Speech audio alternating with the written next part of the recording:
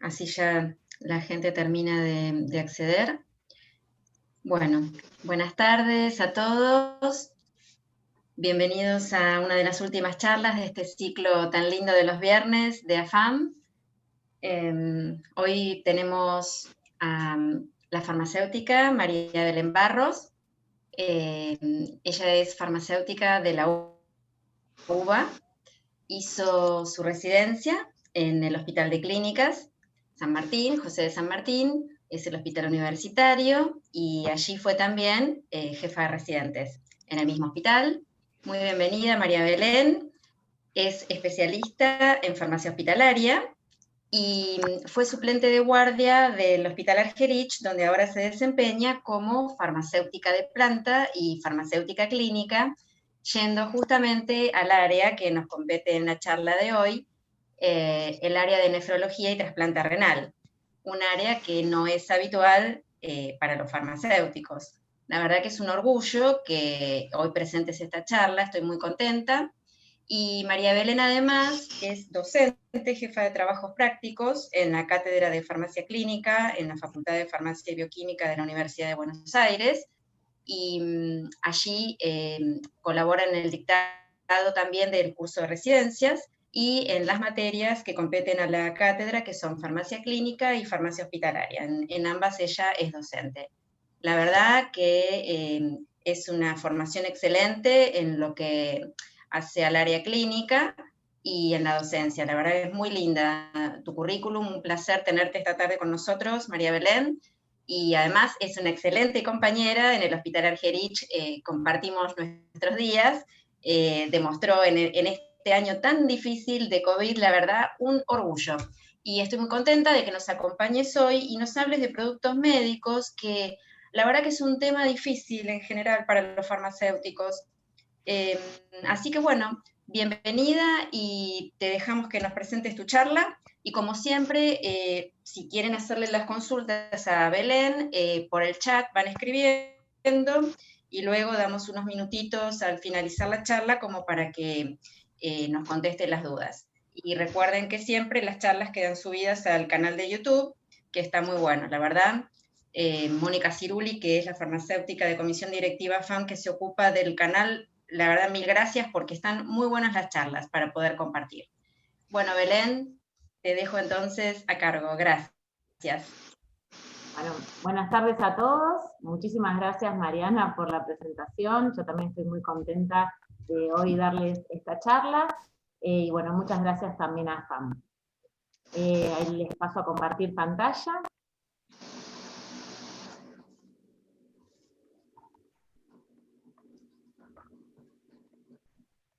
Bueno, como dijo Mariana, esta charla, el motivo de esta charla surge en el contexto de los productos médicos.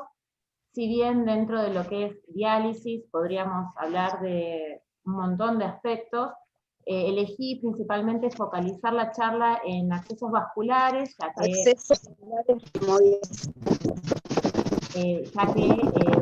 considero que es un punto muy importante dentro de lo que es el área de productos médicos, y además el pilar fundamental justamente para llevar a cabo un proceso dialítico y todo lo que tiene que ver también con los cuidados del paciente y los cuidados que hay que tener en el manejo de este tipo de dispositivos.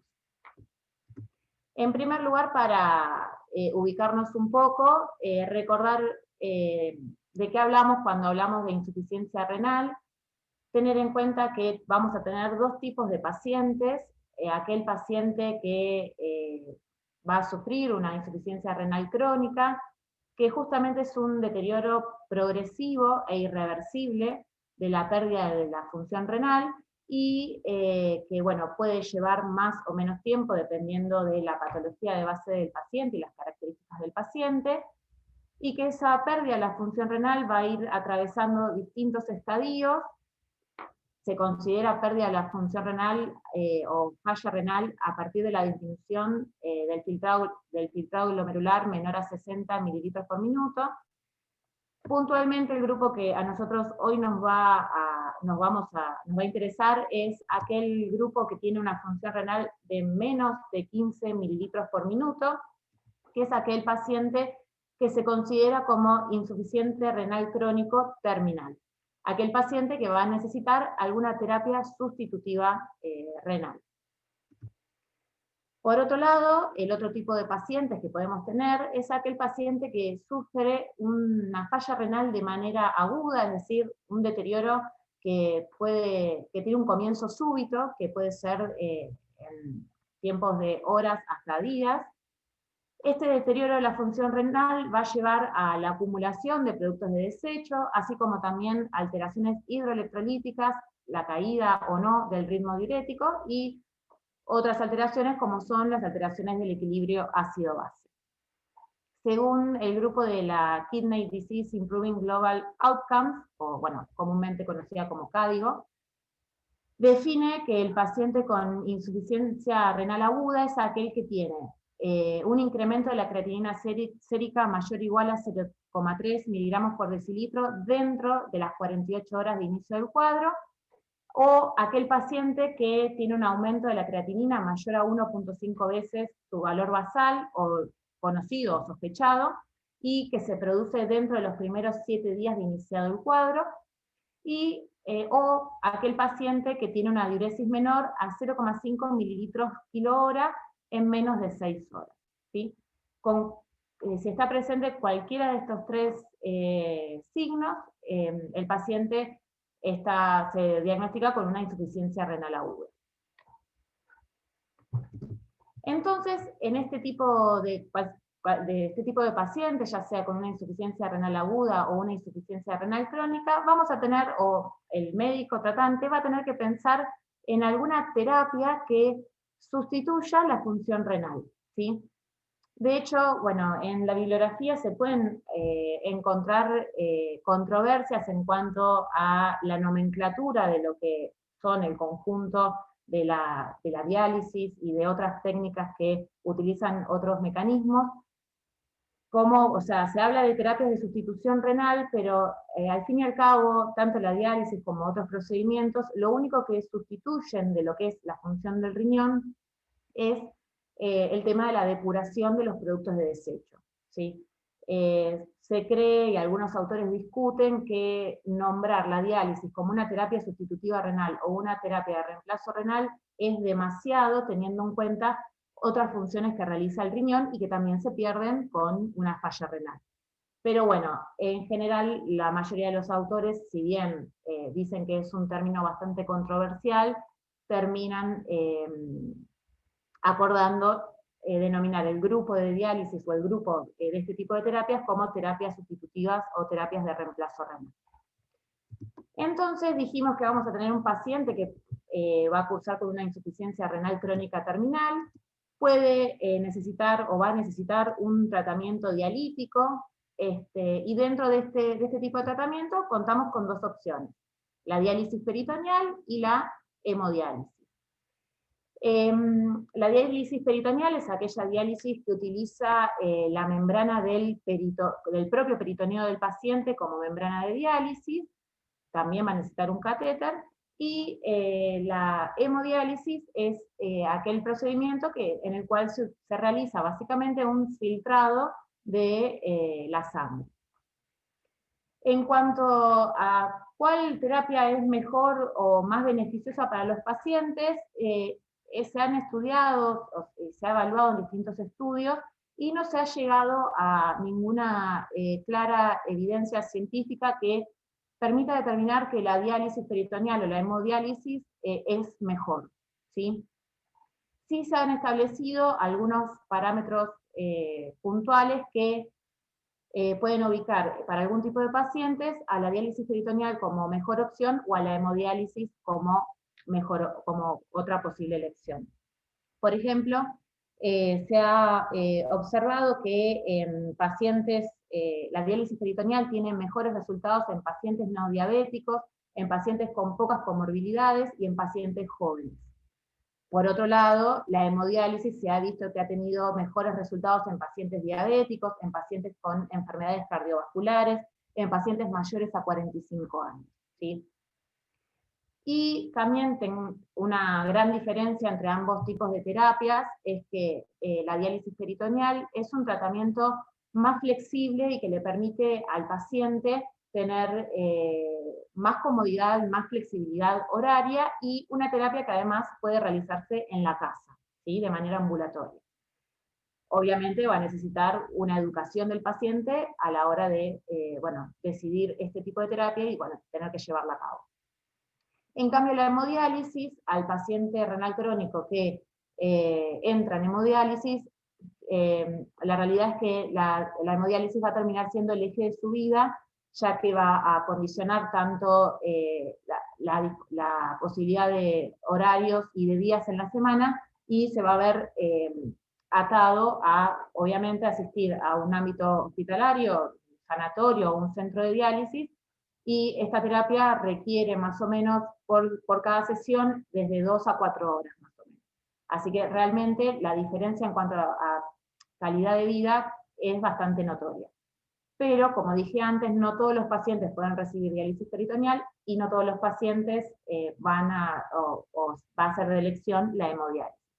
En general, sí, lo que se ha visto es que los mejores resultados han sido con terapia integral o escalonada entre ambas terapias, comenzando un paciente joven que comienza con diálisis peritoneal durante 2 o 3 años y luego pasa a recibir una terapia de hemodiálisis. En esos casos sí es en los que se ha observado mejor supervivencia y mejor sobrevida de los pacientes. Pero, como les dije, la realidad es que la decisión de elegir una u otra terapia va a tener que ver con la evaluación del médico y las preferencias del paciente, y también el contexto del paciente en cuanto a su condición clínica y también su entorno psicosocial. En cambio, cuando hablamos de un paciente que tiene insuficiencia renal aguda, la realidad es que ahí es un paciente en el que se espera que esa función renal mejore o revierta. La realidad es que ahí la opción en general es la hemodiálisis, ya que puede ser un tratamiento transitorio, y una vez que el paciente recupera el ritmo diurético, el paciente puede dejar de depender de este tratamiento. Entonces, principalmente en esta charla nos vamos a enfocar en la hemodiálisis y en cuáles son los accesos que se utilizan. Primero, brevemente comentar en qué consiste la hemodiálisis. En la hemodiálisis se extrae la sangre del cuerpo del paciente. Esta sangre circula hasta lo que es el dializador, es una máquina que cuenta con una membrana semipermeable. La sangre que es extraída pasa a través de esa membrana semipermeable y entra en contacto con un líquido de diálisis, un líquido que tiene una composición determinada y es una mezcla de agua purificada y distintos electrolitos.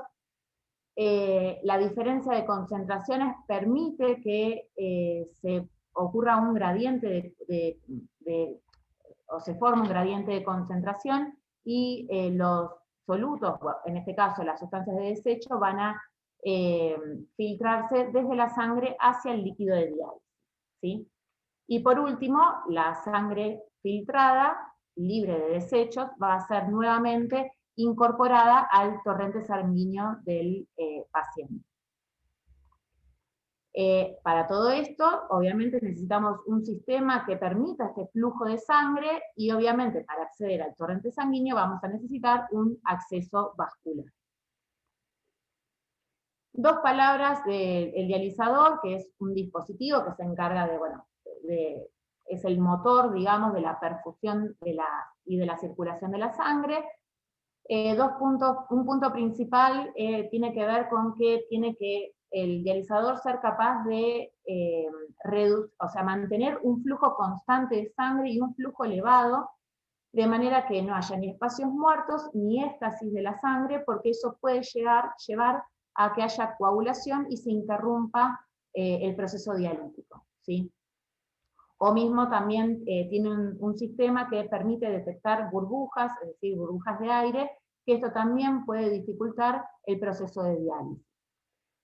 En cuanto a las membranas que se utilizan para el intercambio, hay de distintos materiales, son materiales, membranas sintéticas, el material que más se utiliza es la polisulfona.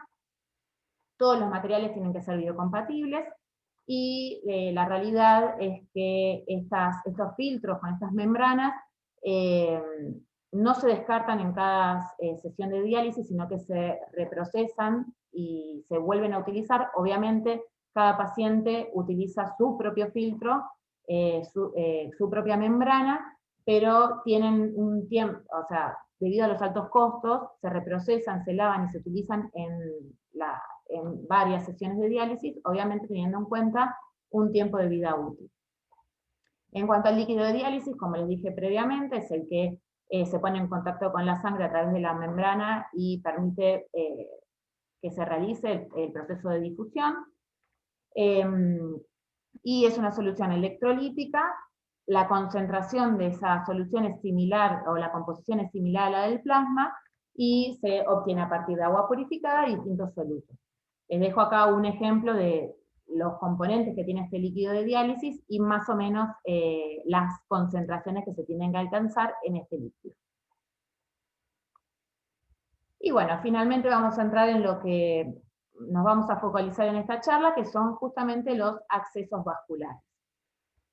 En primer lugar, tener en cuenta que se puede considerar aquel acceso vascular como ideal, al que nos va a permitir un abordaje seguro y continuo al espacio intravascular, que permita también que el flujo de sangre sea el adecuado para llevar a cabo este proceso de diálisis, que ese acceso vascular tenga una vida media larga, sobre todo en los pacientes con insuficiencia renal crónica, y tratar de que ese acceso vascular tenga un mínimo porcentaje de complicaciones que pueden ser tanto mecánicas como infecciosas.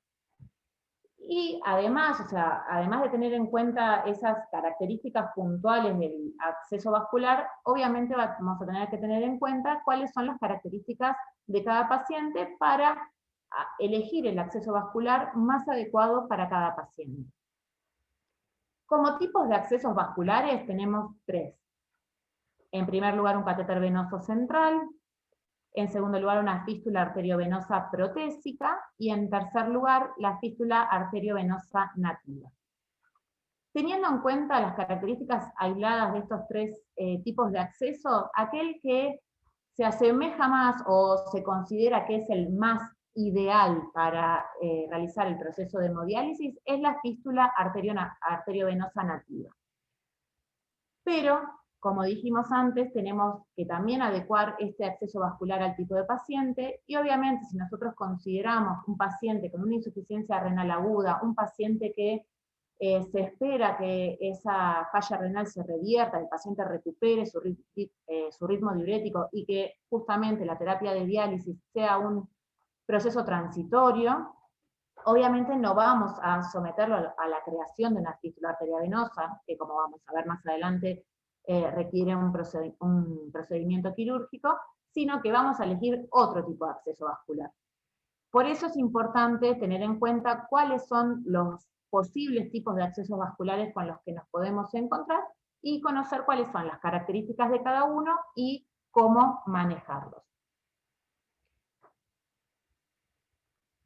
Bueno, vamos a arrancar viendo, en primer lugar, los catéteres venosos centrales.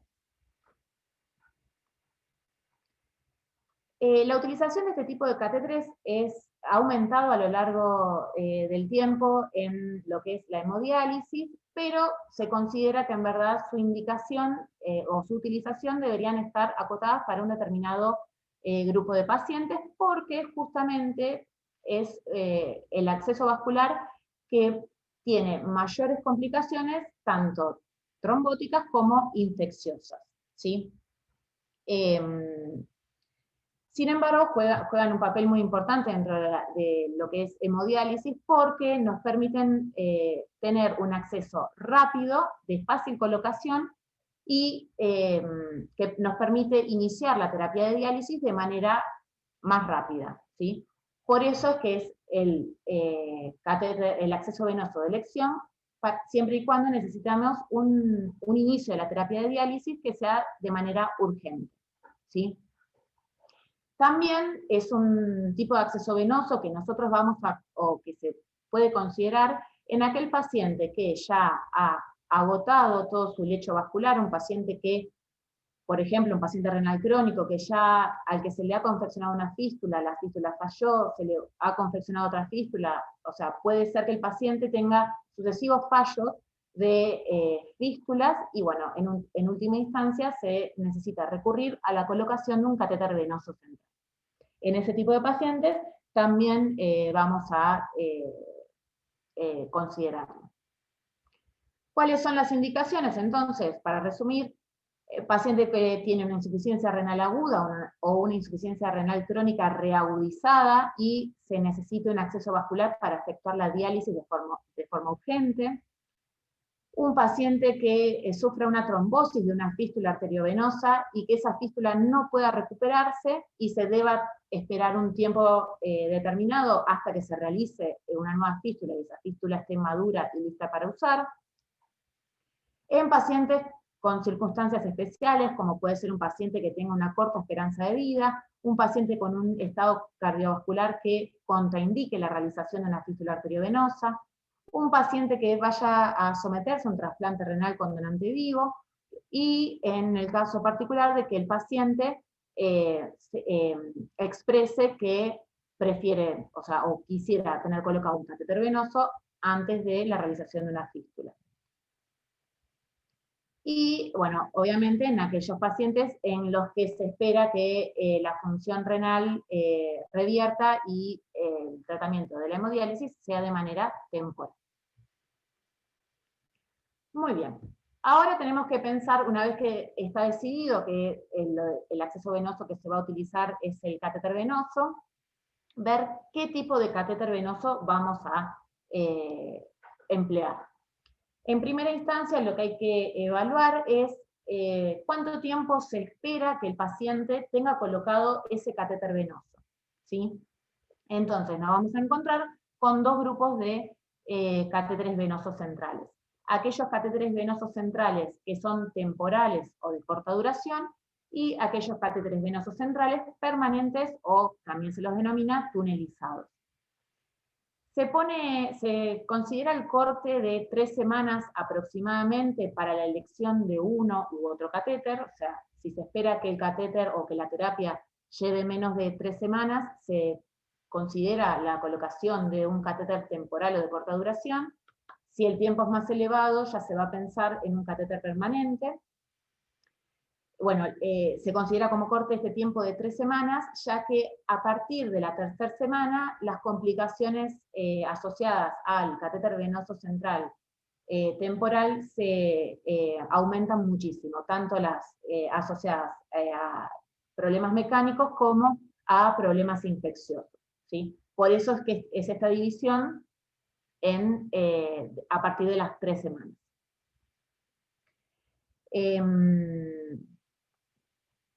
Bueno, para el que no lo sabe, hablamos de catéter permanente o tunelizado. Se denomina tunelizado porque el catéter tiene un trayecto subcutáneo, a lo que se denomina tunelización, desde el punto de inserción hasta la desembocadura en una vena central. ¿Cuáles son las ventajas del catéter venoso central no tunelizado, o sea, aquel que es temporal? Es de fácil colocación, se utiliza la técnica de Seldinger estéril, es la misma técnica de colocación, o sea, ya sea para el catéter venoso central de hemodiálisis como para los otros tipos de catéteres venosos que se utilizan en el ámbito hospitalario. Esta técnica de colocación también se puede conocer o se la conoce también como técnica en cuerda de piano. Les dejo acá un link de YouTube del New England Journal of Medicine, donde se vea, sobre todo a aquel que no le da impresión, cómo se coloca una vía central. Básicamente se utiliza Es una técnica fácil que si se realiza en quirófano mejor, pero la verdad que estamos más acostumbrados a ver los que lo realizan mismo en la sala de internación del paciente, con técnica estéril. El set del catéter viene ya con todos los elementos necesarios para colocar la vía central, y es un proceso rápido que utiliza justamente lo que se denomina cuerda de piano, un alambre, digamos, que sirve como guía para la colocación del catéter, ¿sí? Bueno, no precisa tunelización, la colocación es rápida, y mismo el trauma que genera este procedimiento es muy pequeño. Se utiliza en terapias de reemplazo renal agudas. El lugar de inserción de preferencia puede ser la vena yugular o la vena femoral. En realidad, hay estudios que han evaluado la elección de una u otra vía, y ambas presentan beneficios y riesgos. En general, la yugular está asociada a menor riesgo de infección, pero la vía femoral está asociada a menores complicaciones en cuanto a la técnica de inserción. De hecho, en un ensayo clínico y controlado que incorporó 750 pacientes que estaban considerados con enfermedad grave, pacientes que estaban encamados, y que requerían la colocación por primera vez de un catéter venoso no tunelizado para realizar un proceso de diálisis, se vio que usar la vena yugular no reducía el riesgo de infección comparado con la vía femoral, salvo en algunos casos donde pacientes con índice de masa corporal más elevado, sí, en ese tipo de pacientes el riesgo de infección era mayor. Por eso en esto a veces hay un poco de diferencias en cuanto a las guías de práctica clínica y las recomendaciones sobre qué vía utilizar preferentemente, si la yugular o la femoral. Ahora después se los voy a mostrar un poco más claro. Se los considera que son catéteres cortos en comparación con los catéteres venosos centrales tunelizados. Los que se utilizan para accesos yugulares tienen de 15 a 20 centímetros, los femorales pueden ser un poquito más largos, para pacientes pediátricos de 6 a 8 centímetros. El diámetro que se utiliza es de 11 a 12 French para pacientes adultos. Tengan en cuenta y recuerden que una vía central común para la administración de medicamentos o de nutrición parenteral, en general para el adulto tiene 7 u 8 French. Este catéter central es bastante más grueso, su diámetro es bastante más grande, justamente porque se necesita tener flujos elevados de sangre para realizar el procedimiento. Hago una breve aclaración, por ahí tal vez todos lo sepan, pero bueno, creo que tampoco está mal recordarlo. Los diámetros de los catéteres centrales, la escala que se utiliza para medir estos diámetros es el French. Para aquel que no sabe, el French es una escala francesa, una escala que es directamente proporcional, o sea, a mayor número de French, mayor diámetro, y se puede establecer una relación con los milímetros, donde si se divide el número de French por 3, se obtiene el diámetro aproximadamente del catéter, en este caso, en milímetros. Por ejemplo, un catéter de 12 French tiene aproximadamente 4 milímetros, ¿sí?, de diámetro. Y bueno, para pacientes pediátricos, el diámetro recomendado es de 6 a 8 French. El flujo de sangre que permiten este tipo de catéteres es de 250 a 300 mililitros por minuto. Aproximadamente, bueno, la duración dijimos que se considera como máximo 3 semanas. A los catéteres femorales en general recomiendan mantenerlos por menos cantidad de días, justamente por el riesgo de infección, pero bueno, existen trabajos un poco controversiales con el tema de si tienen mayor o menor incidencia de infecciones, pero bueno, recuerden que estos son recomendaciones, no es mandatorio de nada.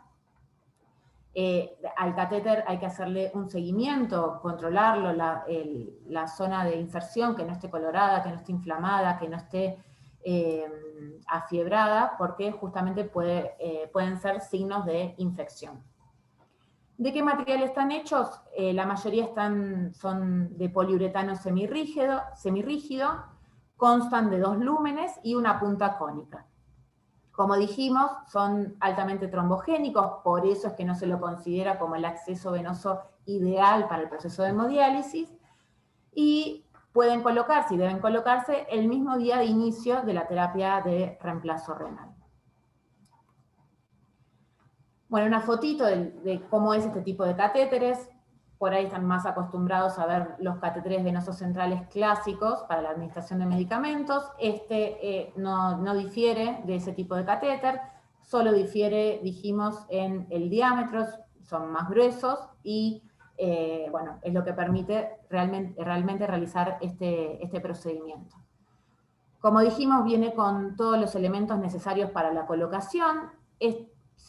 Bueno, se ve medio clarito, pero esto es lo que se denomina la cuerda de piano, o es el alambre de guía metálica que se utiliza para la inserción del catéter. Tiene 2 lúmenes y tiene 2 puertos o 2 conexiones tipo Luerlock universales que permite conectarlo a las tubuladuras. Dijimos, bueno, un poco ya les adelanté el tema de elegir cuál es el lugar de implantación del catéter.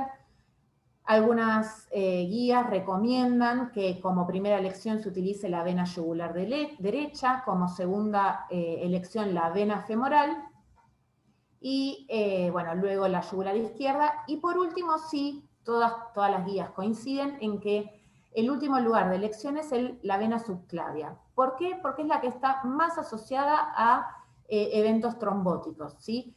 Tiene una tasa de incidencia del 40-50% de trombosis, lo cual es muy elevado. Y obviamente eso lleva finalmente a la pérdida de ese acceso venoso, a la pérdida de ese catéter. Por eso es la vía, la vena que se elige en última instancia. Y bueno, y otras guías recomiendan o hacen una recomendación teniendo en cuenta esto que les comentaba, que se vio en un ensayo clínico y controlado, establecer diferencias según otras características del paciente, como es el índice de masa corporal y alguna que otra patología asociada o comorbilidad del paciente, ¿sí?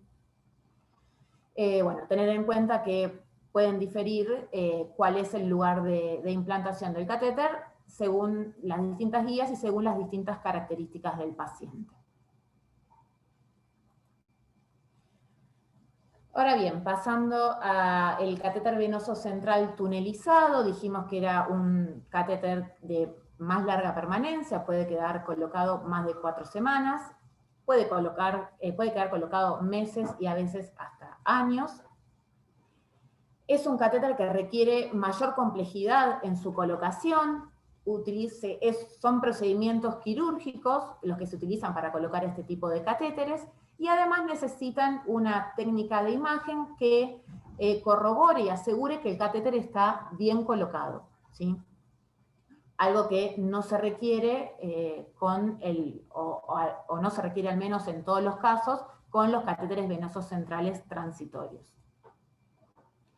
Tienen menor tasa de complicaciones y alcanzan flujos más elevados, de hasta 400 mililitros por minuto. La inserción yugular es la más frecuente. El segundo lugar de inserción es un poco controvertido también. Esto también difiere mucho según los autores y según las características del paciente.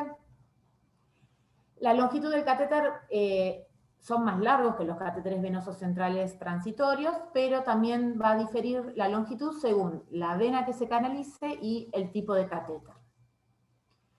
El diámetro habitual, parecido a los catéteres venosos centrales transitorios, de 11 a 14 French. Dijimos que pueden durar hasta años. Se cree que, o se observó que el 74% de los catéteres colocados perduran al año y un 43% a los 2 años. El material que se emplea para este tipo de catéteres puede ser silicona, poliuretano termoplástico y sus derivados, como por ejemplo el carbotano, que es un copolímero, y este tipo de materiales no es tan rígidos, son más flexibles y más blandos, lo que los hace un poco más cómodos y más confortables para el paciente. Presentan un trayecto extravascular y un manguito de anclaje. A este manguito de anclaje se lo conoce como manguito de Dracon. Es un manguito que queda o sea, por debajo de la piel del paciente, justo antes de la salida del catéter, ¿sí? Es un manguito que cumple dos funciones. Por un lado, fijar el catéter a la zona, y por otro lado, actúa como barrera previniendo la entrada de microorganismos. Se recomienda que sean colocados 24 a 48 horas antes del inicio de la terapia de reemplazo renal, y les voy a mostrar algunos modelos. Uno, por ahí lo conocen, van a ver que este tipo de catéteres no son catéteres tampoco exclusivos para lo que es la diálisis, pueden utilizarse para otras terapias que necesiten tratamientos prolongados. Bueno, uno de los modelos es el catéter Hickman o tipo Hitman. Es un catéter que para lo que es diálisis tiene 2 lúmenes, existen demás lúmenes también para otro tipo de terapias. Es un catéter que tiene, las 2 vías quedan al exterior, una pequeña tubuladura, y luego continúa por todo el tejido subcutáneo o sea, anclado al tejido subcutáneo y lo que es la tunelización, y desemboca en una vía central que finalmente desemboca en aurícula derecha. Cuenta con 2 clamps. Estos clamps permiten cerrar las tubuladuras, evitando que haya pérdida de sangre, ¿sí?, del sistema. Y como les dije, tienen el manguito de Dracon, que queda justo en la zona previa a la salida del catéter, actuando como fijación y como barrera para lo que son microorganismos. Bueno, algunas fotitos para que vean cómo quedan colocados. Otro tipo de catéteres que son bastante parecidos al tipo Hickman, con pequeñas diferencias. Uno es el catéter Tesio, que básicamente la única diferencia que tiene es que los 2 lúmenes van por separado, o sea, se colocan las 2 vías por separado. El resto de las características es prácticamente la misma. Y este otro tipo de catéter, que la única diferencia que tiene es que es una tubuladura que en el final se separan los 2 lúmenes, ¿sí? Distinto del Hickman, o sea, todo el catéter es uno solo, por dentro se mantiene la división en 2 lúmenes, y la desembocadura es la misma tubuladura que está dividida. No se separa así en 2 como este tipo de modelo. Y otro tipo también de catéter permanente que puede utilizarse son aquellos que se colocan con un dispositivo subcutáneo, como puede ser el Dial-Lock, que es este, o el tipo Portacat, ¿sí? La diferencia entre ambos: el Dial-Lock es un acceso de titanio que tiene 2 válvulas, ¿sí? El acceso a este catéter se realiza con una técnica de canulación, con una aguja y un catéter. La aguja, cuando se introduce, abre estas válvulas, ¿sí? Se coloca el catéter, se retira la aguja, se realiza el proceso de diálisis. Cuando se termina la sesión, se retira el catéter y esta válvula se cierra automáticamente, cerrando el sistema, ¿sí? Y bueno, a su vez es un catéter de 2 lúmenes. El catéter tipo Portacat es también de colocación subcutánea, queda colocado por debajo de la piel, ¿sí? Es un catéter que tiene una cámara troncónica, que tiene una membrana autosellante, ¿sí? y tiene conectado una tubuladura, que es, bueno, el catéter propiamente dicho, que es un catéter de silicona radiopaco, ¿sí? Los que se utilizan también para las terapias de diálisis son estos que son de 2 lúmenes. Tal vez están más acostumbrados a ver este tipo de catéteres para pacientes con tratamientos quimioterápicos prolongados. La realidad es que es el mismo tipo de catéter, pero que puede ser utilizado para la diálisis, ¿sí? Obviamente, lo único que va a cambiar, en este caso, siempre recuerden que este tipo, los catéteres que se necesitan para el proceso de diálisis, tienen un diámetro más grande, ¿sí? De 11 a 12 o 14 French. Puntualmente, tengan en cuenta que para este tipo de catéter subcutáneo, que es el que comúnmente ya conocemos como Portacat, se necesitan unas agujas especiales para habilitar este catéter, que son las agujas tipo Polyport, ¿sí? O agujas tipo Uber. Justamente la característica puntual que tienen estas agujas son que tienen la punta tipo Uber, es decir, que es acodada, ¿sí? Estas agujas son especiales para este tipo de catéter, permiten lo que es habilitar, o sea, la entrada al catéter. Para cada catéter existe una aguja con un diámetro y una longitud particular, según el tamaño que tenga esa cámara y esa membrana autosellante, que eso, o sea, una vez que se coloca el catéter, dependiendo del tamaño del catéter que se coloque, se establece cuál es la aguja que de ese momento en más se va a utilizar, qué diámetro y qué longitud, ¿sí? Estas agujas, bueno, vienen de 19, 21 y 23 gauge.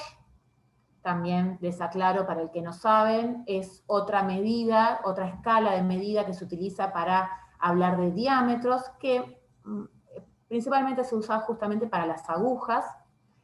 El gauge, a diferencia del French, es una escala que es inversamente proporcional. A mayor número de gauge, menor diámetro, ¿sí?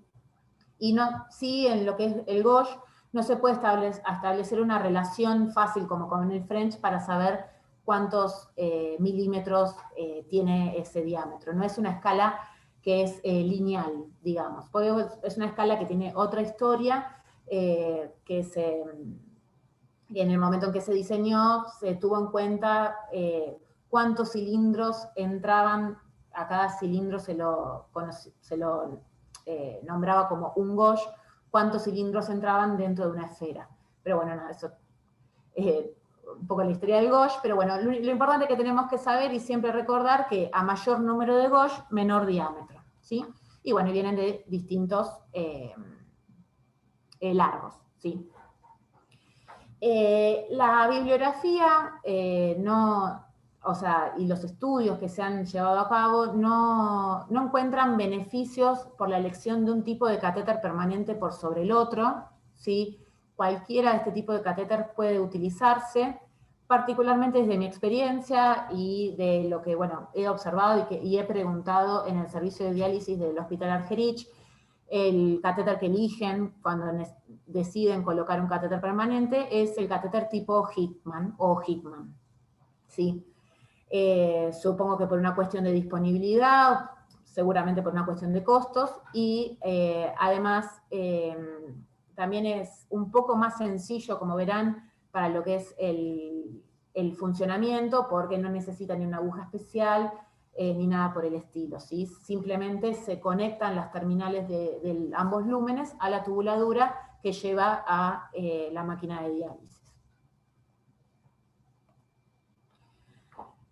Acá, bueno, un breve resumen para que tengan en cuenta de los distintos materiales que pueden utilizarse en la fabricación de este tipo de catéteres: silicona, poliuretano, carbonato, los más comúnmente utilizados. Algunas características en cuanto a que ya lo fuimos viendo, de la flexibilidad y del flujo que soportan, pero también tengan en cuenta que a la hora de utilizar estos catéteres y a la hora de realizar las conexiones y desconexiones, que se utilizan técnicas asépticas, ¿sí? Los antisépticos que vamos a elegir o que van a elegir para emplear con un tipo de catéter u otro, van a tener que estar siempre chequeados, teniendo en cuenta el material que se utilizó para el catéter, ¿sí? porque hay algunos materiales que son incompatibles con algunos antisépticos. Entonces, siempre recordar, tener en cuenta, evaluar de qué tipo de material está hecho el catéter y qué tipo de antiséptico vamos a emplear en el momento del procedimiento. Y en cuanto, hablando un poco de esto, de lo que es la manipulación de los catéteres, tener en cuenta que los catéteres para hemodiálisis tienen que ser exclusivos para la terapia de hemodiálisis, o sea, un paciente que, por ejemplo, un paciente de terapia intensiva que tiene múltiples fármacos, drogas vasoactivas o nutrición parenteral, y que además necesita un tratamiento dialítico, se tiene que tener colocado una vía central para lo que es administración de medicamentos de nutrición y un catéter de diálisis exclusivo para la terapia de diálisis, ¿sí?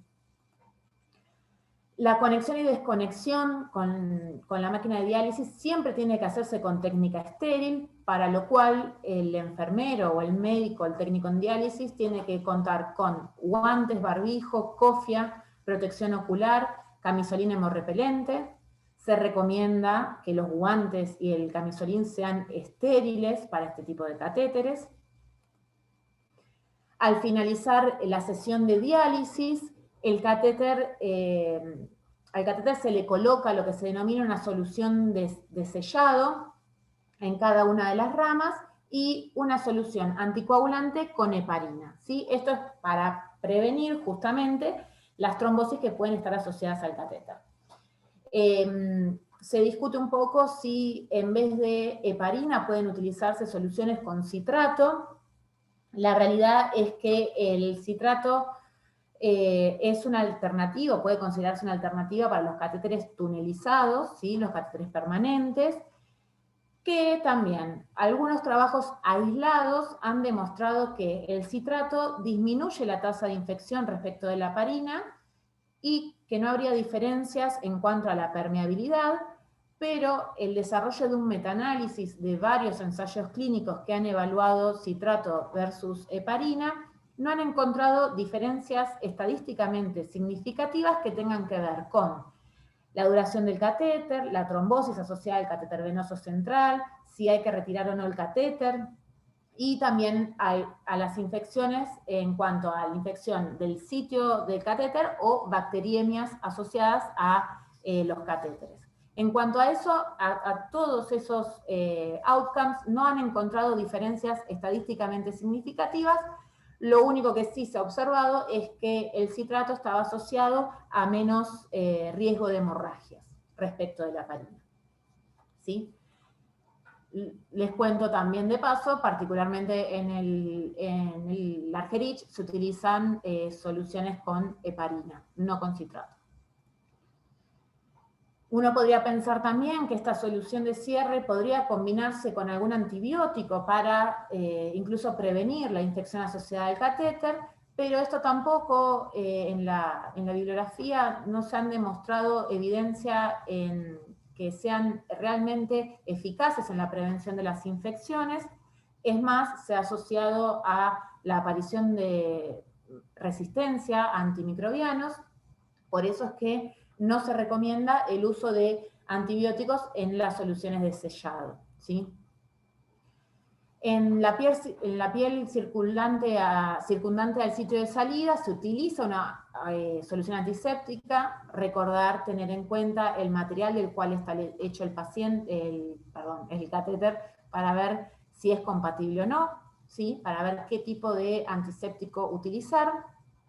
Y también lo que se ha evaluado es el uso de mupirocina crema en el sitio de salida, mismo también para prevenir las infecciones, pero tampoco se ha encontrado evidencia o resultados significativos que hayan demostrado que realmente es eficaz en la prevención de las infecciones. Así que tampoco se recomienda. Y es más, la mupirocina también puede dañar los materiales de algunos catéteres.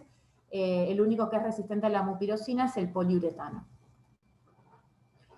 Y bueno, se recomienda también que el orificio de salida de los catéteres sea cubierto con gasas estériles o apósitos transparentes no oclusivos, tipo Tegaderm. Estos apósitos deben cambiarse en cada sesión de diálisis o si se observa un sangrado del sitio de inserción del catéter. no hay evidencia en que su recambio sea más frecuente o, o menos frecuente, ¿sí? Lo que se recomienda es que se cambie en cada una de las sesiones. ¿Cuáles son las complicaciones que pueden estar asociadas a los catéteres? Algunas pueden ser de aparición más temprana, como son las complicaciones agudas, pueden ocurrir dentro de los primeros días, los primeros 30 días de colocado el catéter. En general son complicaciones asociadas puntualmente a la técnica de colocación, ¿sí? Pueden ser aquellas que aparecen de manera más inmediata en las 24 horas siguientes a la intervención, están íntimamente relacionadas con el procedimiento, y aquellas que ocurren en un tiempo posterior son agudas, pero bueno, un poco más tardías, por así decirlo. Y como les dije, bueno, acá están enumeradas varias, puntualmente tienen que ver con el procedimiento, ¿sí? Que esté mal posicionado, que ocurra un neumotórax, que pueda haber una sepsis o una infección asociada al procedimiento quirúrgico, que pueda haber una hemorragia o la aparición de un hematoma, bueno, entre otras. Y complicaciones que son más tardías, que ocurren luego de 30 días de realizado el procedimiento, tienen que ver más que nada con el cuidado del catéter y con la funcionalidad del catéter. No suelen ser tan graves como las agudas, pero el gran problema que tienen estas complicaciones es que concluyen en que se necesita retirar el catéter, ¿sí? Entonces se pierde el acceso vascular para realizar la hemodiálisis. Las más importantes tienen que ver con las infecciones asociadas al catéter y las trombosis también relacionadas con el catéter venoso central, ¿sí? Esas son las más frecuentes. Ahora bien, vamos a ver el otro grupo de accesos venosos, que son las fístulas. La fístula arteriovenosa brinda un lecho vascular adecuado, o sea, un acceso vascular adecuado e ideal, como habíamos dicho, para el proceso de diálisis, mejor, más aún si es una fístula arteriovenosa nativa. Lo que se necesita para la confección de una fístula justamente es que el lecho vascular del paciente sea adecuado, tanto lo que es la arteria como la vena, ¿sí? Piensen que este tipo de acceso venoso surge de la comunicación de una arteria con una vena, ¿sí? Evaluar que el lecho arterial sea adecuado o no va a tener que ver más que nada con patologías o comorbilidades asociadas del paciente, ¿sí?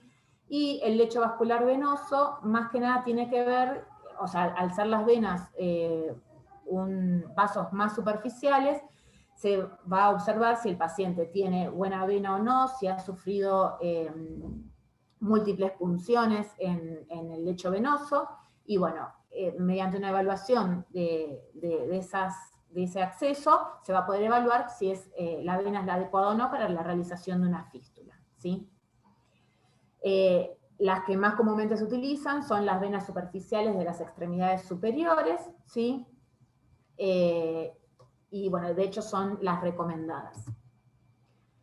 Evaluar al momento de indicar una fístula, tener en cuenta antecedentes del paciente, más que nada evaluando si el paciente tiene antecedentes o presencia de estenosis o alteraciones de la anatomía vascular, ¿sí? Evaluar eso previo a la indicación de la fístula.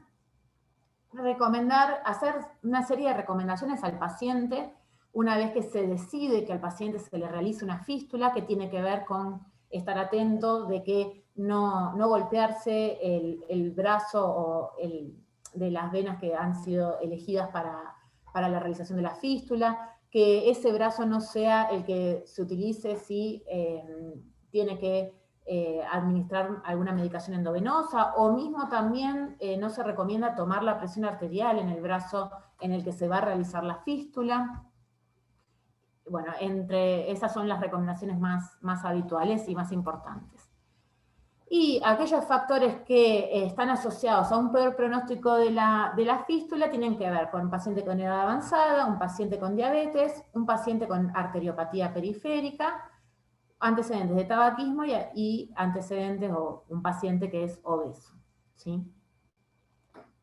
Entonces, ¿cuándo realizar la fístula? En pacientes que, como dijimos, obviamente no va a ser de elección en un paciente que esté cursando con una insuficiencia renal aguda, sino que un paciente que sea enfermo renal crónico y que se espera que va a entrar en diálisis, se recomienda justamente que se realice la fístula dentro de los 6 meses previos al comienzo de la diálisis.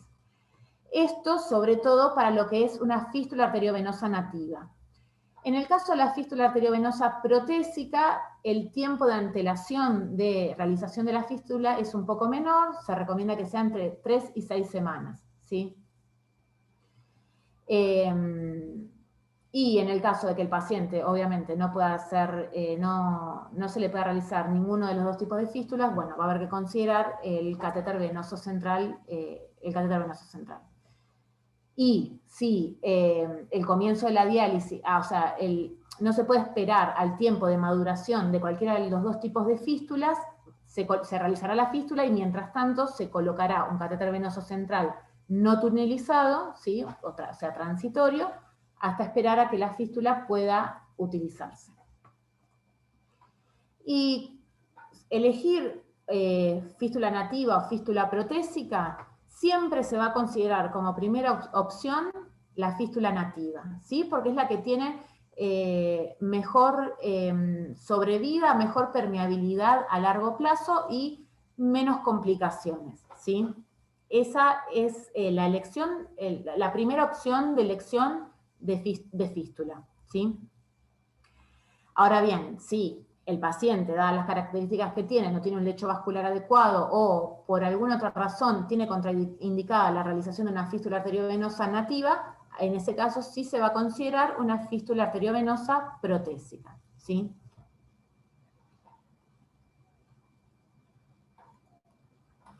¿Cuáles son las complicaciones que pueden estar asociadas a las fístulas? En general, las más comunes, estenosis, trombosis, infecciones, puede haber falta de maduración y otras, por ahí no tan frecuentes, como síndrome de hipoperfusión, aneurismas y pseudoaneurismas y síndrome de hiperaflujo. En el caso de la fístula arteriovenosa nativa, tienen una menor morbilidad y mortalidad con respecto a las protésicas y a los catéter venosos centrales. Insisto en esto, por eso es el acceso venoso de primera elección. También tienen menor tasa de infecciones que las protésicas, y las protésicas menor tasa de infección que los catéteres venosos centrales. En cuanto a riesgo de hospitalización, también la fístula nativa tiene menor riesgo que la fístula protésica y esta menor riesgo que el catéter venoso central. La nativa también está asociada a menor tasa de reintervenciones que las fístulas protésicas. También tienen menor costo en cuanto al mantenimiento de la fístula, justamente también relacionado con que tienen menor tasa de reintervención. Y por todo ello dijimos que es la ideal, ¿sí? Pero esto no hay que nunca olvidarse que la elección tiene que individualizarse, ¿sí? Teniendo en cuenta las preferencias del paciente y las características del paciente. El médico, el nefrólogo, debe explicarle y educar al paciente en cuanto a qué implica la realización de una fístula nativa, qué implica la realización o la colocación de una fístula protésica, qué implica la colocación de un catéter venoso central. Y bueno, esto en el caso, más que nada, de los pacientes crónicos, consensuar con el paciente cuál es, que el paciente esté de acuerdo en la realización de uno u otro procedimiento. En cuanto a la elección de la colocación o del lugar de creación del acceso venoso, aquel de primera, esto es digamos, un orden de prioridad del tipo de catéter o de acceso vascular y el lugar de inserción, desde el más elegido al menos recomendado, ¿sí? Nada, bueno, las ubicaciones también incluso de las venas o los accesos venosos que se eligen puntualmente para cada acceso vascular. Y acá resaltarles que se han desarrollado lo que se denominan técnicas de recurso, ¿sí? Que son, digamos, técnicas de última instancia para disponer un acceso permanente si el paciente no tiene disponibilidad de venas en los miembros superiores y que serían como un paso previo a la colocación de un catéter venoso central que podría evaluarse justamente para evitar la colocación de este tipo de acceso, ¿sí? Por ahí son menos habituales como el acceso venoso en un miembro inferior de manera permanente, no es tan habitual y por eso, bueno, se deja como una técnica de última instancia previo a la colocación de un catéter venoso central. Bueno, ¿qué es? Tanto que nombré que es una fístula arteriovenosa nativa. Este tipo de acceso venoso se consigue a través de un procedimiento quirúrgico en el cual se unen la vena elegida con la arteria también seleccionada, y esto hace que esta conexión permite que al unirse la presión adentro de la vena aumente, ¿sí? Las paredes de la vena se fortalecen y esto permite que esa vena, bueno, en realidad esa fístula, pueda soportar las sucesivas punciones con las agujas, que luego vamos a ver cuáles son, para la realización de la diálisis, ¿sí? Siempre que pueda elegirse, se va a elegir la realización de la fístula en la zona más distal posible, ¿sí? Y a igualdad de condiciones de ambos miembros superiores, elegir la extremidad no dominante, ¿sí? Piensen que ese brazo va a tener que ser más resguardado por el paciente, más cuidado por el paciente, entonces aquel que es el no dominante es el que va a ser de elección para la realización de la fístula, ¿sí? Muchas veces puede observarse en pacientes que la realidad es que la sobrevida en este tipo de pacientes en diálisis ha aumentado un montón, y pacientes que han tenido múltiples o fallos de las fístulas nativas van teniendo a lo largo del brazo distintos accesos vasculares, ¿sí? Distintas fístulas creadas. Por eso es que se elige la zona más distal para ir preservando el resto del lecho vascular para la posible realización de otras fístulas en caso de que falle la anterior. La fístula protésica, básicamente, lo mismo, es una conexión entre una arteria y una vena, pero justamente en este caso con una prótesis, ¿sí? La prótesis no es más que una tubuladura. El material que se utiliza en este tipo de dispositivos es polifluoroetileno expandido, es el más recomendado, el que tiene mejores tasas de infección y de integración. Puede colocarse en forma de asa, ¿sí? Así, con esta curvatura, o en forma recta, ¿sí? Se recomienda más para el brazo la versión en forma de asa. La localización de la fístula va a depender del lecho vascular que se elija, aquel lecho vascular que va a estar conservado. La longitud puede variar de 20 a 40 centímetros de esta tubuladura y tiene un diámetro aproximadamente de 6 a 8 milímetros. ¿Cómo se accede a este tipo de acceso venoso? Justamente a través de una aguja. Se utilizan agujas especiales, que son agujas para fístula. Existen de dos tipos, con punta afilada o con punta roma. Depende cuál sea la técnica de punción que se utilice. Estas agujas tienen un revestimiento de silicona que permite o facilita su inserción, y existen también dos tipos de agujas. La aguja convencional, la aguja es de acero inoxidable, es la más empleada. Básicamente es como, la punta es como un butterfly, ¿sí? Con un diámetro un poco más ancho. Y también está la opción del catéter fístula, que por asemejarlo con otro dispositivo, justamente se asemeja con lo que sería un Avocat. Es un catéter que utiliza una aguja para su inserción, y una vez que está colocado, se retira la aguja y queda el catéter colocado, y el catéter luego se conecta a una tubuladura, ¿sí? El catéter fístula disminuye un poco el dolor en la punción en el paciente, pero la realidad es que lo que más se emplea es la aguja convencional, ¿sí?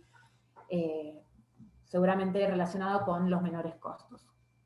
Siempre se recomienda elegir la aguja de menor calibre y de menor longitud para, piensen que este acceso se va a pinchar reiteradas veces. Entonces se elige comenzar con el calibre menor y la menor longitud para comenzar con un trauma más pequeño y después, bueno, ese trauma que obviamente no queda otra alternativa, va a ir aumentando, ¿sí? Entonces se recomienda siempre comenzar con el menor calibre. Las agujas para fístula varían desde 14 gauge hasta 17 gauge, y las longitudes desde 20 a 32 milímetros. El bisel es un bisel universal, dijimos que, bueno, que está recubierto con silicona, tiene alas codificadas por colores, esto muy similar a lo que es un butterfly. Viene con una tubuladura asociada, ¿sí? Una tubuladura de dietilhexilftalato, que es un material que se utiliza sobre el cloruro de polivinilo, y que le da un poco más de flexibilidad a este material, lo que hace más cómoda la utilización de esta aguja para fístula, y es una tubuladura libre de látex. Tiene un clamp, el clamp se cierra, permite cerrar o sellar la tubuladura para el momento de la conexión.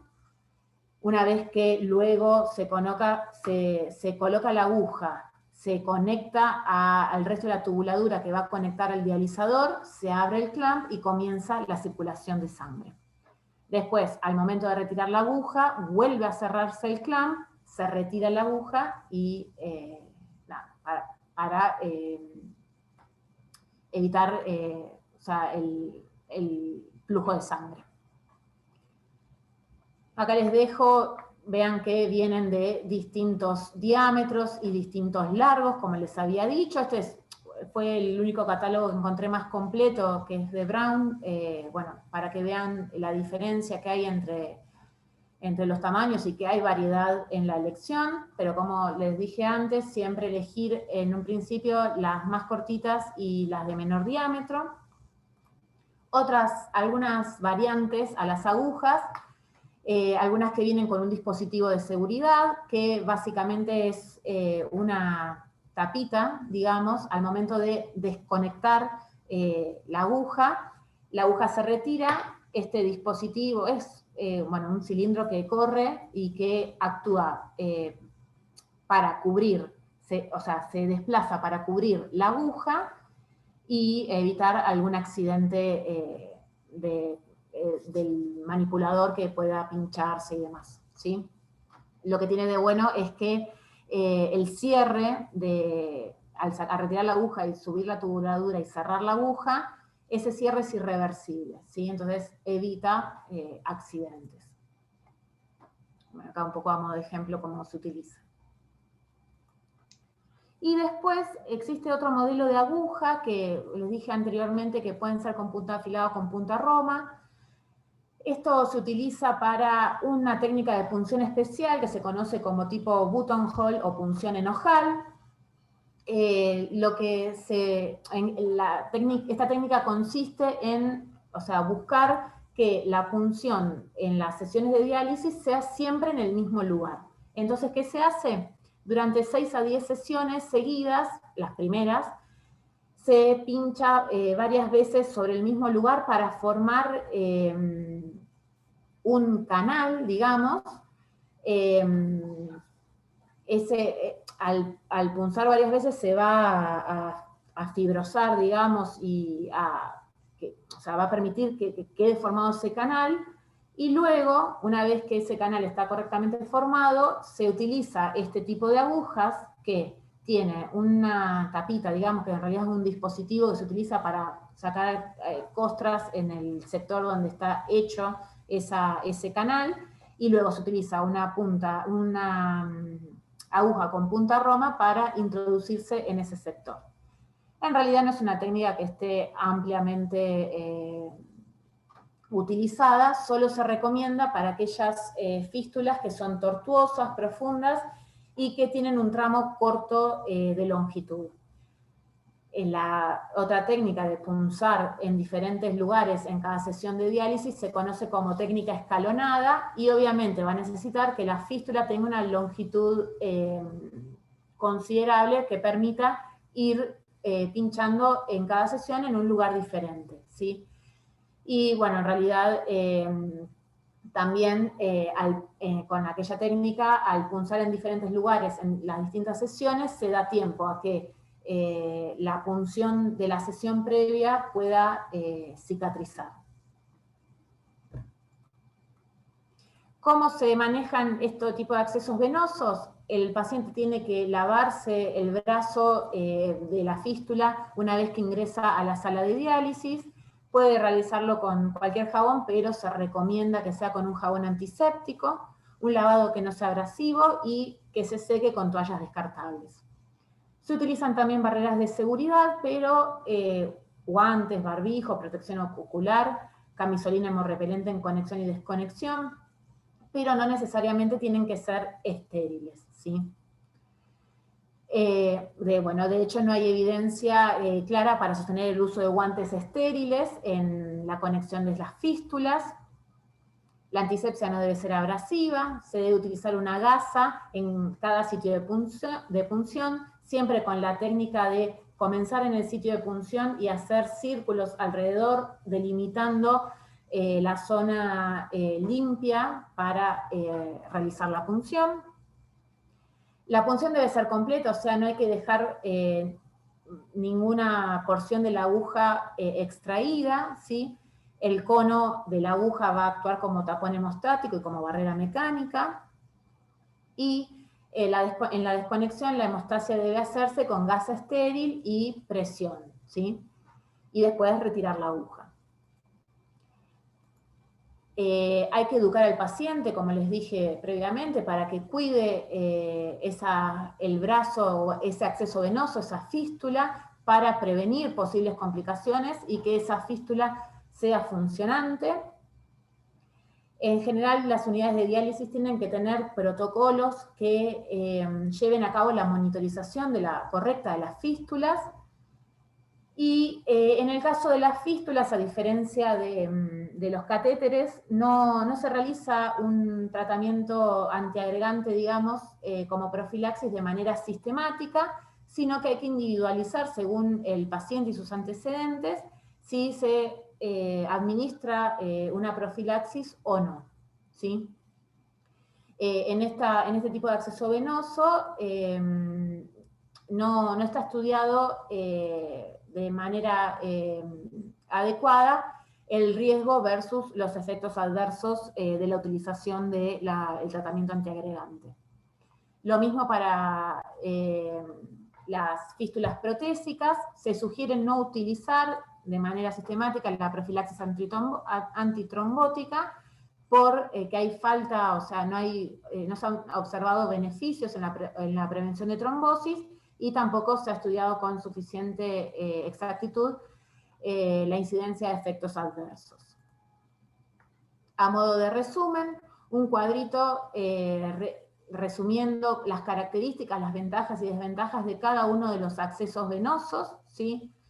Recuerden que es importante conocer los distintos tipos de accesos venosos con los que contamos para ver cuál es el material que se va a utilizar para la manipulación, o mismo para la colocación, o para el mantenimiento de cada uno de esos accesos venosos, y recordar que la elección del acceso vascular va a depender, tanto de la urgencia o del tipo de insuficiencia renal que tenga el paciente, y también de las características del paciente, y insistir en individualizar la elección del acceso vascular para cada paciente en particular. Acá les dejo la bibliografía, y bueno, muchas gracias por la atención. Les dejo también mi mail por si quieren hacerme alguna consulta. Bueno, excelente la charla, Belén, muchísimas gracias. La verdad que yo tengo un montón de consultas para hacerte. Me gusta que es un área en la que el farmacéutico no suele estar presente y yo te quería, a ver si me puedo ubicar un poco, que veo que tenés intervenciones desde varios lados, varios aspectos. De gestión, que yo ya sé que te llaman y te preguntan, ¿hay catéteres? Del lado de la intervención en cuanto a tratamientos, porque mencionaste que muchos de estos catéteres producen trombos y también el tema de infecciones. Así que imagino que es como intenso porque tenés como un panorama bastante importante. Y mi pregunta también apunta a que cada centro elige algo y sigue en ese, no es que puede tener varias técnicas conviviendo, ¿no? ¿Es así?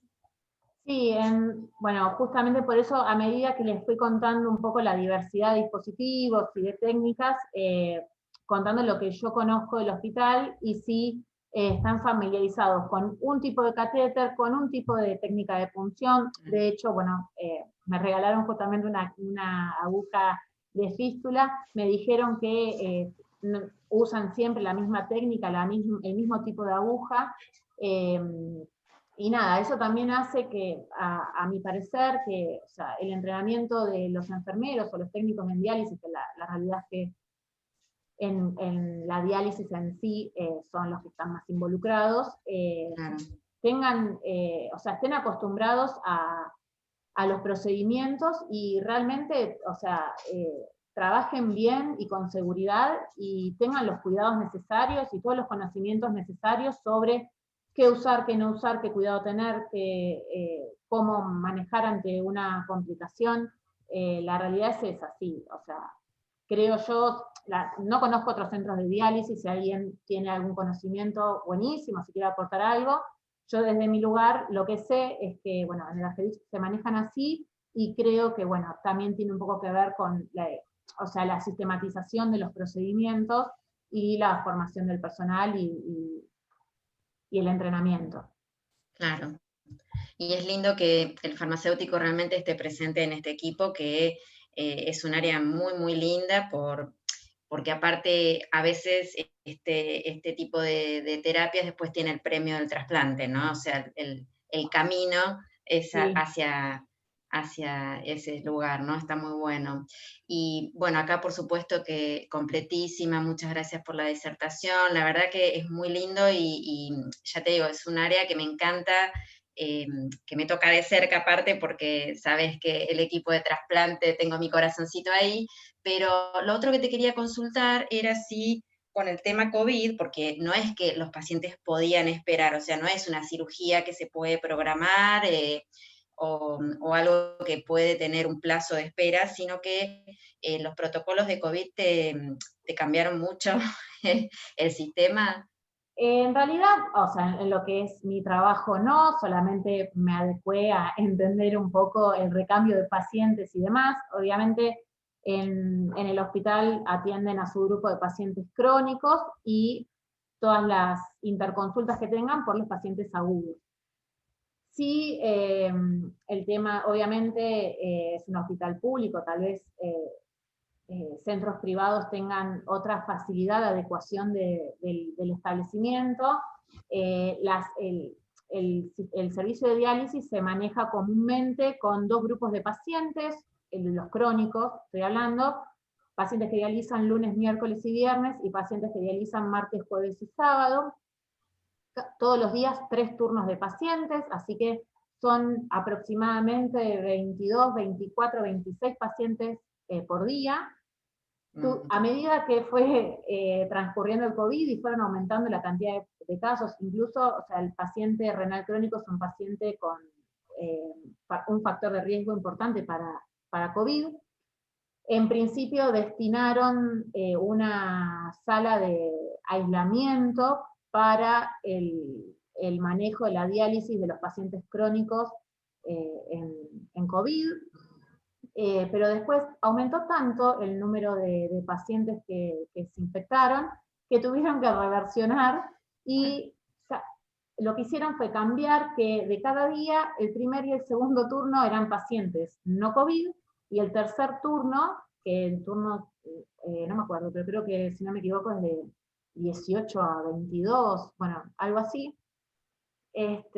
Directamente, el último turno eran todos los pacientes COVID en la sala dializando. Esto hacía que, bueno, al ser los últimos, una vez que todos los pacientes terminaban la terapia, se iban y realizaban la limpieza en toda el área para iniciar al día siguiente con los pacientes no COVID.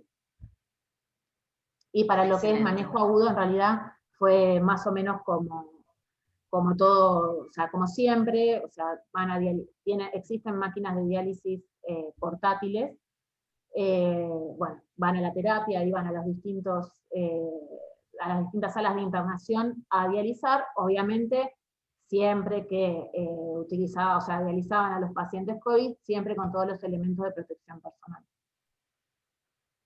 O sea que fue un año difícil para diálisis, la verdad. Bueno, Belén, te agradezco muchísimo en nombre de la comisión directiva y del comité científico de AFAM que nos hayas brindado una charla que, bueno, luego va a quedar subida en el canal YouTube de la AFAM, y creo que no hay preguntas, son todas felicitaciones, excelente tu presentación, excelente lo que sabés y cómo lo explicaste. La verdad que te agradezco mucho un día viernes haber compartido con nosotros en este ciclo que ya casi finaliza. Y bueno, nos veremos entonces el lunes en Argerich, si Dios quiere. No sé si alguien tiene alguna otra pregunta, creo que en el chat son todas felicitaciones. Bueno, muchísimas gracias a ustedes. Y bueno, gracias. Bueno, muchas gracias a todos, buen fin de semana, nos vemos el siguiente viernes. Gracias. Gracias, buen fin de. Gracias, chao.